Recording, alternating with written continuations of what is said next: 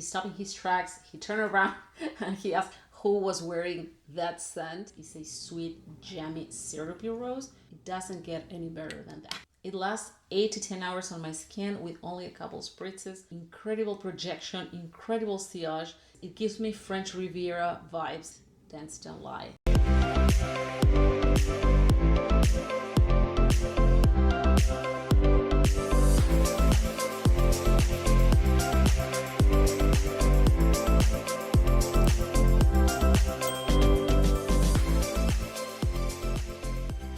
Hi guys, welcome to my channel. I'm Giselle, I review perfumes.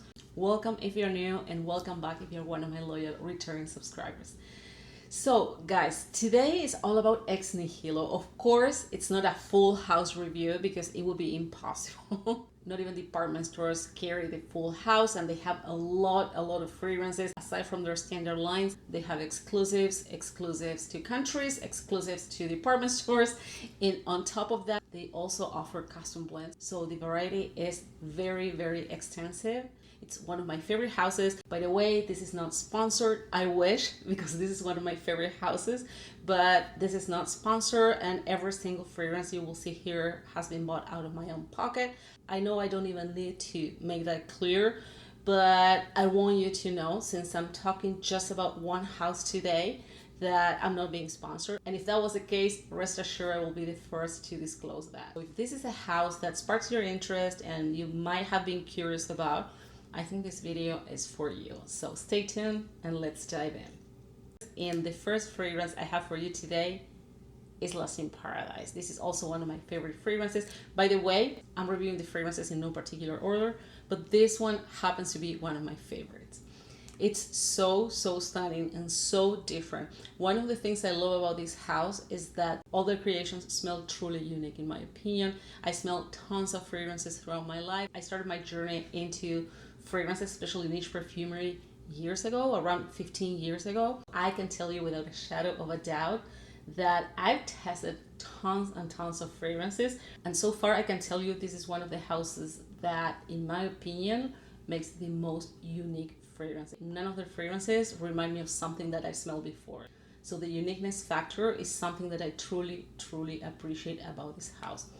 Lost in Paradise is very unique, very beautiful, super feminine, dewy, watery. We have a very prominent lychee, but also peony. So this is femininity in a bottle, but it has a very interesting tweak because it's a fruity floral. I would say it's hard to describe. I would say it's 50-50.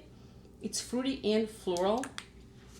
Both peony and lychee are dominant here, but it's a very unique scent. We see lychee everywhere, we see peonies everywhere, but the formulation here is truly unique. Very dewy, as I was saying, very watery, very feminine, very sheer, airy, super duper beautiful. I think this fragrance is perfect for a bride. It's very juicy, very luscious. So good.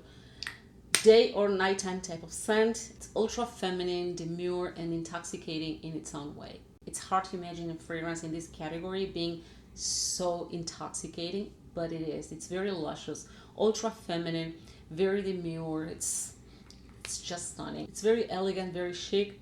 I think this perfume is one of those scents that even people who are not into fragrances might still enjoy. If you really enjoy this type of scent profiles, or if you're interested in trying this kind of clean, sheer, translucent, fruity floral fragrances, you must try Lost in Paradise. The next one, which is another favorite of mine, is Venom Kiss.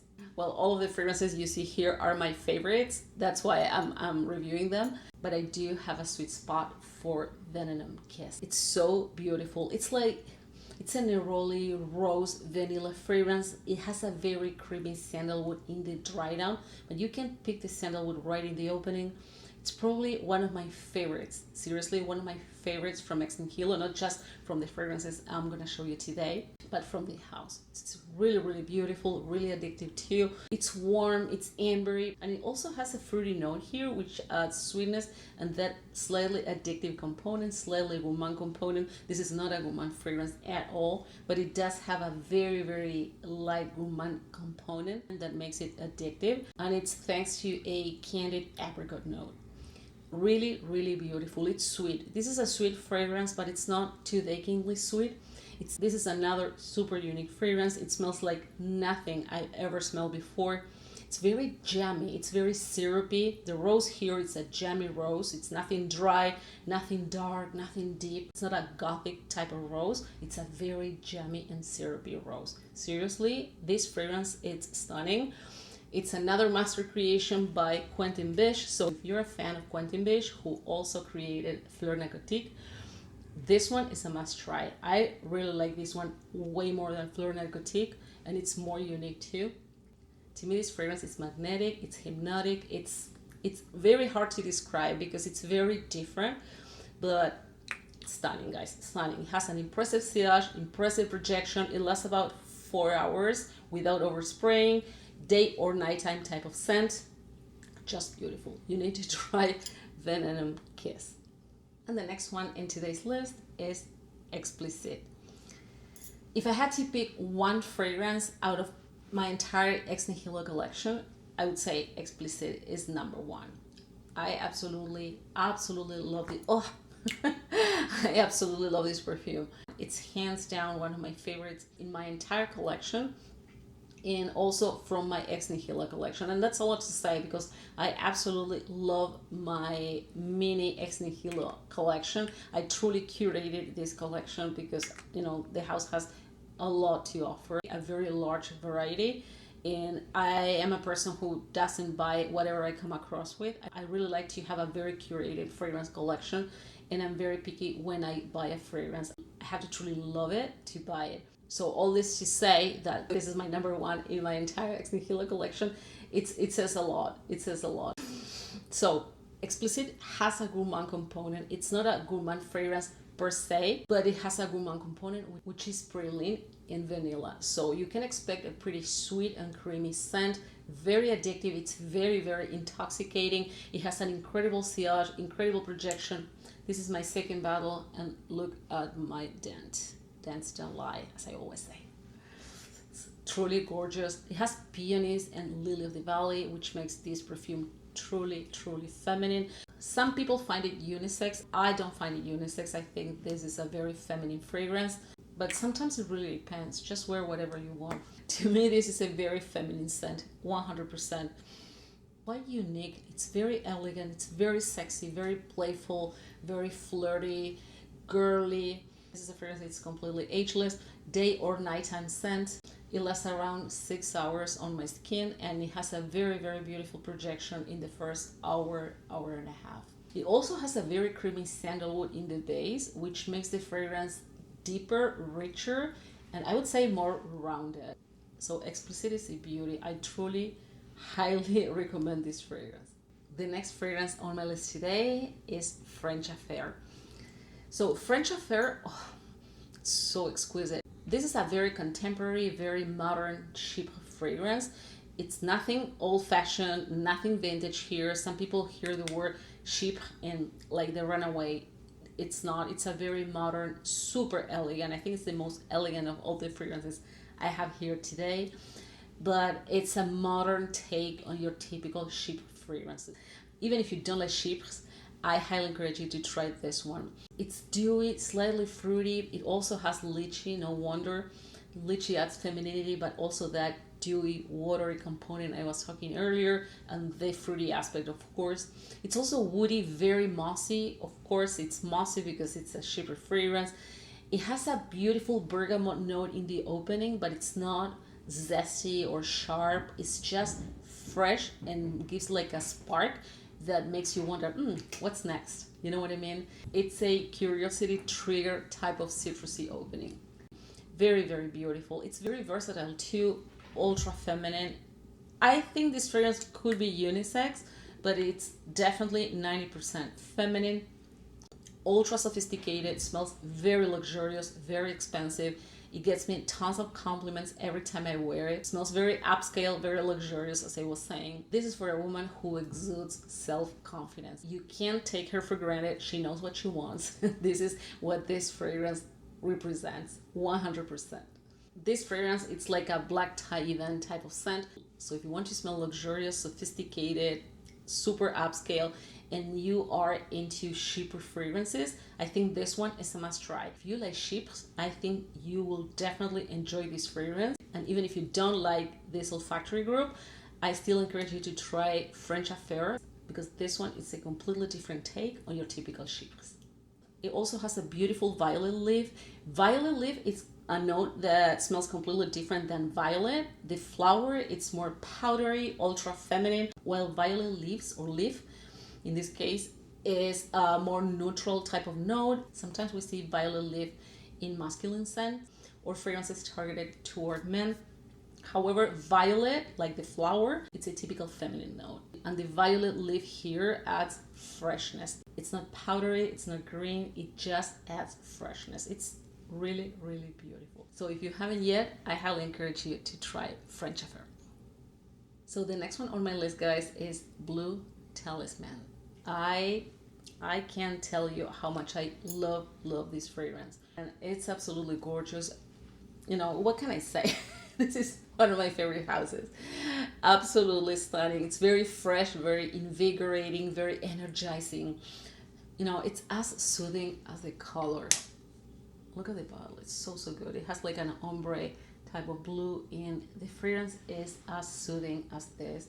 It's so good. It's truly bewitching. It's hypnotic, it's magnetic, it's fresh, it's zesty, slightly citrusy, it's slightly sweet as well. Especially the opening, it's so good. It's a pretty linear fragrance, and the opening is stunning, guys.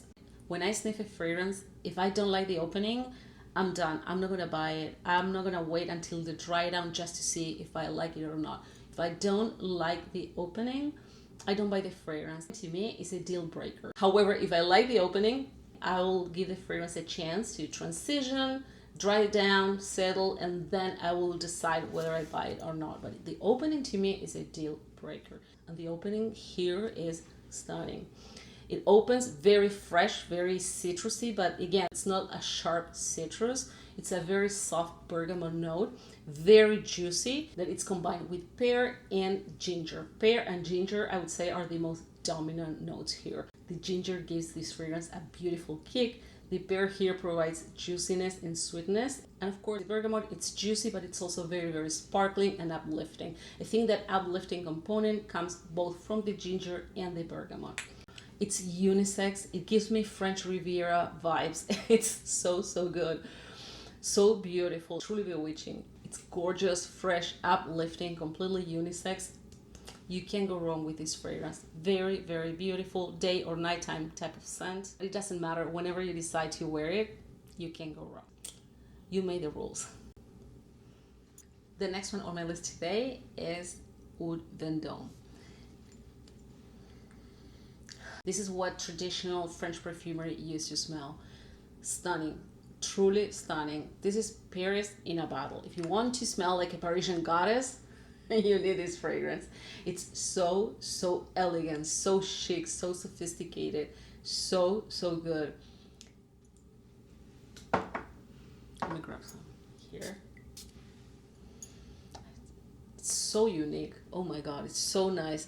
It opens with 3 pretty prominent and distinctive notes, which are saffron, cinnamon, and ginger. It's a very beautiful opening. It's very soft. It's sparkling but soft at the same time.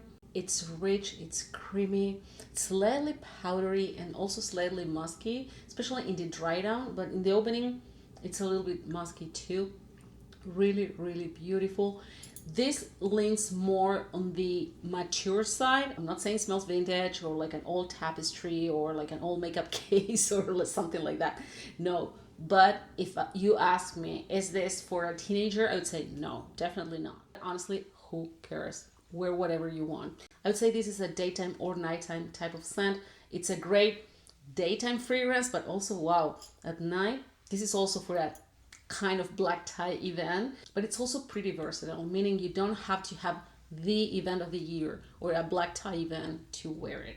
It's gorgeous. It also has oud. Now the oud here, it's combined with cedar and galbanum.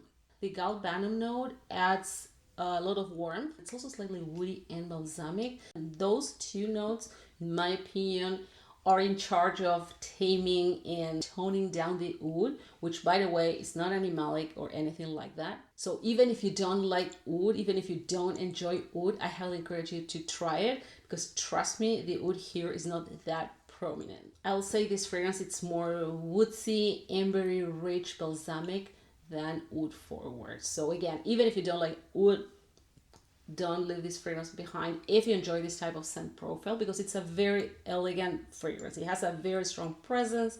It's a fragrance for a black tie event. However, and circling back to what I said before, although this fragrance is very elegant, it's also very versatile. So yeah, this is a must try. Oud Vendôme. Moving on, guys, the next one is Gold Immortals. What a stunner. What a stunner. We have an ambery, fruity, floral fragrance.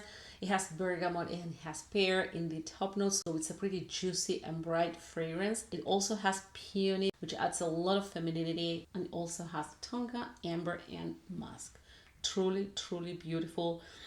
It's a very interesting mix because it's fruity, it's floral, it's slightly powdery, it's soft. However, it has a very strong presence, incredible projection, incredible sillage.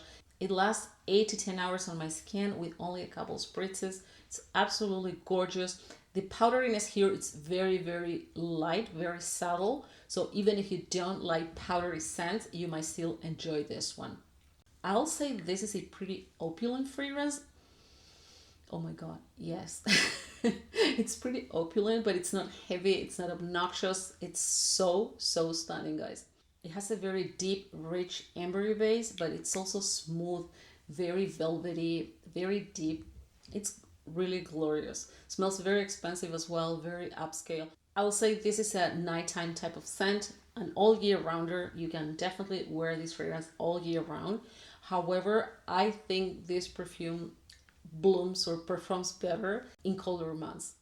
Regardless, it's stunning. I also wear it during the summer, so it doesn't really matter. I don't go by seasons, I go by mood. And if I want to wear this fragrance in the middle of the summer, I'll go and wear it. I don't care if it is too spicy or too this or too that. So if you are into opulent, elegant, sophisticated fragrances that smell like $1,000,000, this one is a must try. And what I like about this fragrance is that we have a little bit of everything here. We have fruits, we have flowers, we have a rich ambery base, we have that incredible luxurious presence. It's absolutely gorgeous. I think this one is a masterpiece. And if you enjoy this type of unique, opulent, rich, deep, luxurious smelling type of scents, Gold Immortals, it's a must try. So the next one is Midnight Special, and it belongs to the Babylon line. The house has categorized their fragrances under different lines. And as I said, Midnight Special belongs to the Babylon line. What we have here, guys, is a sweet, jammy, syrupy rose combined with saffron and cinnamon. It doesn't get any better than that. Absolutely stunning. I love it. Absolutely love this fragrance. I get compliments every single time I wear this perfume. This is a nighttime fragrance for me. You can wear it for date nights, night outs, whatever, but it's definitely a nighttime scent. Of course, you can wear it whenever you want, but to me, it's a nighttime fragrance. Very, very beautiful. It also has a little bit of black pepper in the opening and a woodsy vanillic base, which is very deep, very rich, and anchors the whole composition. It's stunning. It also has a rose jelly note, and this is why this fragrance is so syrupy and so jammy. As I said at the beginning, this is a very jammy rose. It's not a dark rose, it's not a dry rose, it's a very jammy rose. So if you like fragrances like Oud Bouquet, for example, which couldn't be more different than this one, they are absolutely totally different scents. However, that scent profile that leads with a very jammy, syrupy, sweet rose, it's very similar to this scent profile. So scent-wise, they are different, but I would put them under, the same umbrella, so to speak. It's a very unique rose scent. I don't know what your thoughts are about this, but I think that nowadays it's really, really hard to make a rose fragrance unique. But this fragrance is super duper unique, as everything Ex NIHILO does. It's truly, truly amazing. To me, this is another masterpiece of the house. Very potent. It's a very potent fragrance. Lasts forever. It lasts around 12, 14 hours. Sometimes I have to scrub it off under the shower to get rid of this fragrance because it's really, really potent. A little goes a long way. And it's stunning. It's very sensual, sexy, voluptuous, very smooth. There's no sharp edges whatsoever here. It's a very smooth, velvety composition, and it's stunning. If I had to wrap it up in just one word, I would say stunning. Simply stunning. If you like this type of rich, opulent nighttime scents, you should try it, Midnight Special. So the next one on my list today is Santal Calling. This is one of the most beautiful sandalwood fragrances you can find out there. It's absolutely gorgeous. It's creamy. It's musky. It's also milky, which I think is what sets this fragrance apart, because usually you don't see milky notes combined with woodsy scents. We see creamy notes, but not milky. And milky notes are not the same as creamy notes. It's really, really cozy. It also has cashmere. Cashmere is a synthetic note that it's created to evoke the feeling of being wrapped in a cashmere sweater or a cashmere scarf, hence the name cashmere. So it is a very cozy fragrance, 100% unisex, although I think it leans more feminine, but it's 100% unisex. So if you want to share this with your guy, with your man, he will be very happy. Probably you won't, because you'll empty the bottle pretty fast. But it's a stunning fragrance, stunning perfume. It's pretty casual. It leans more on the informal side, which makes Santal Calling more versatile. Of course, you can wear it to formal events as well, but it's casual, it's chill, it's informal. It's more of a daytime type of scent. Absolutely beautiful. Definitely one of the most beautiful sandalwood fragrances on the market. And this was Santal Calling. The next one on my list is the most hyped fragrance from the house, which is Fleur Narcotique. Now, I only have a sample because I've never been a fan of this fragrance. It's one of the few perfumes from the house that I couldn't fall in love with. However, let me tell you, after quite a few samples and a couple of travel sizes, I started to fall in love with this fragrance. Not enough to buy a full bottle just yet, but I started to like and appreciate this fragrance way more. Honestly, I think it's overhyped considering the house has so many other beautiful options, including Lost in Paradise. I think Lost in Paradise is way above, for my taste, Fleur Narcotique. However, many people love Fleur Narcotique, and I can't understand why. The nose behind is also Quentin Bisch, but compared to his creations, Lost in Paradise and Fleur Narcotique, I think it can compete with Lost in Paradise. But we are all different. And in fact, I'm reviewing this fragrance because even though it's not 100% my cup of tea, I started to appreciate this fragrance for what it is. And many people love it. That's why I decided to include it in this list. Let me try a little bit here. It's beautiful. It's also very watery, very dewy.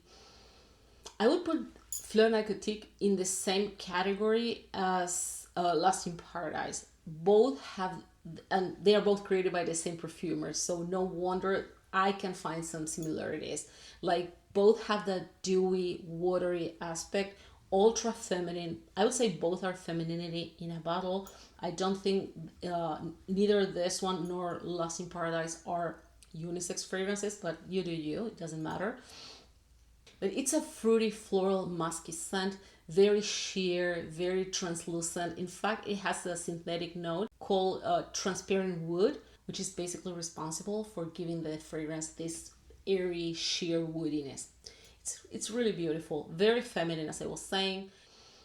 It's perfect for a bride. It's perfect for a younger crowd as well. I would say it's completely ageless. To be honest, this is an ageless fragrance, but even the younger crowd would feel comfortable wearing it. Although it's a fruity floral fragrance, I would say the floral aspect of it, it's more dominant. Well, hence the name, right? Because fleur in French means flower. So it is a floral fragrance, but it also has that fruity, juicy aspect that we all love, especially when combined with floral notes. At least that's my vibe. I love fruity florals. Peach in the opening, it's also pretty dominant, but it goes away pretty quickly. And as the peach evaporates, I would say the fragrance transitions into a more musky floral type of scent. In all honesty and hype aside, I truly think it's a beautiful fragrance. The next one on my list is the Hedonist Extre Parfum. I have both the Eau de Parfum and the Extre Parfum. Today I'm reviewing the Extre Parfum. I already talked about this fragrance before, and actually in more depth than what I can do today because I have many fragrances to review. This is a woody, fruity, aromatic scent. It's absolutely stunning with a very prominent watery, dewy, lychee note. It's so stunning. It has an incredible sillage. I already shared this story with you in the video where I did a more in-depth review, but I wore this fragrance to an event, and I remember when the speaker was just about to start, he stopped in his tracks, he turned around and he asked who was wearing that scent that he couldn't even focus on the event. People at my table pointed at me, and he came close, he sniffed it, and he said, "Oh my God, yes, it's you. I hope you don't mind if I sniff it." So the guy keep on coming to me and sniffing it, and yeah, he loved it. And it is a very beautiful, very unique type of fragrance.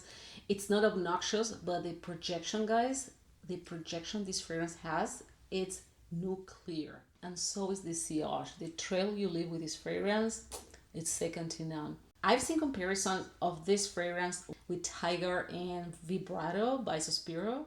I will never understand that need of constantly compare fragrances with other fragrances to a point that sometimes it gets ridiculous, because when everything has to be compared with the same fragrances over and over again, something is off, because it's not possible that everything smells like Delina or like Baccarat Rouge 540 or like these two fragrances. I don't know how many fragrances I've seen online that are compared to Tiger and especially Vibrato. I can't understand. Let's appreciate fragrances for what they are and let them alone. Let them leave alone. Don't compare them all the time. Sometimes comparisons are necessary to give a point of reference, right? But when it is to a point of saying, if you have this, you don't need this one, they have to be almost identical to make such statements. People can sniff it through the screen, and you guys have to trust what we say. So if I tell you, if you have this one, you don't need that one, it's because they smell almost identical. Otherwise, I wouldn't say that.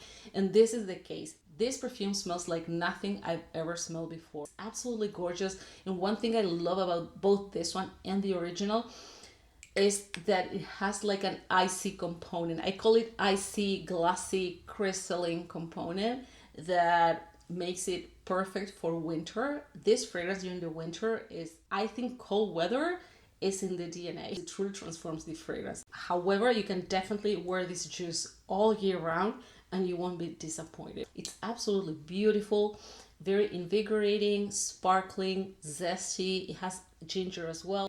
Maybe I said that already, but it has ginger, and whenever there's ginger, you will always have that kick, that component that lifts and elevates the fragrance the moment you sniff it.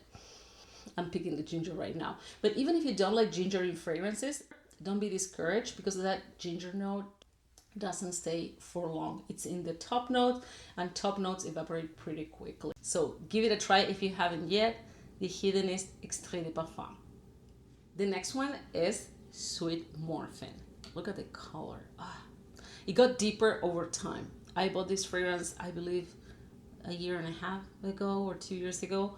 And since I have other fragrances in my collection, I haven't reached for it as often, especially because this is a scent that I reach for mainly in spring and summer, especially spring, but spring and summer. This fragrance screams warm weather in every single drop. So sparkling, dewy, luminous. It's so beautiful. It's a gorgeous flowers bouquet, but it's not aldehydic. It doesn't smell vintage. It's a pretty contemporary take on your typical floral scents. It's gorgeous. It's sweet, and it also has mimosa in the composition. And the mimosa here, it's slightly, very slightly green, very slightly green. Mimosa usually can be green, but also almondy and powdery. Here it's not almondy, but it's slightly green and slightly, very slightly powdery. It's a very addictive floral fragrance. It has vetiver in the base. Vetiver here adds a lot of freshness and a very light green touch to the floral composition.